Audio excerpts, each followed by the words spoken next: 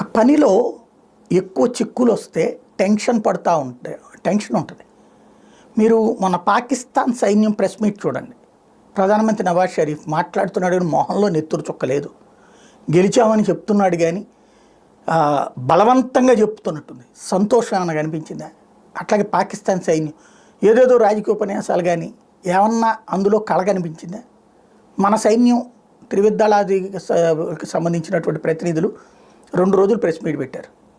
ఎంత క్యాజువల్గా మాట్లాడుతున్నారు, లెక్కలు చూపించి స్పష్టంగా సమాధానం చెప్పడంతో పాటు వాళ్ళు ఎంత ఆఫ్టర్ ఆల్ అనే వివరాలని చాలా స్పష్టంగా చెప్తున్నారు. కొట్టాం ఏంటి అక్కడ అదేదో అనుస్థావరం ఉందా? ఓహో మాకు తెలియదు, థ్యాంక్స్ ఫర్ యువర్ ఇన్ఫర్మేషన్. ఇది రిపోర్టర్కి సర్కాస్టిక్ కాదు. అరే పెచ్చదవల్లారా పాకిస్తాన్ వాళ్ళ, మా దేశంలో ఉన్న రిపోర్టర్లకు కూడా తెలుసరా మీ దేశంలో ఎక్కడే ఉందో అని. ఇది ఆషామాషి వ్యవహారం కాదు.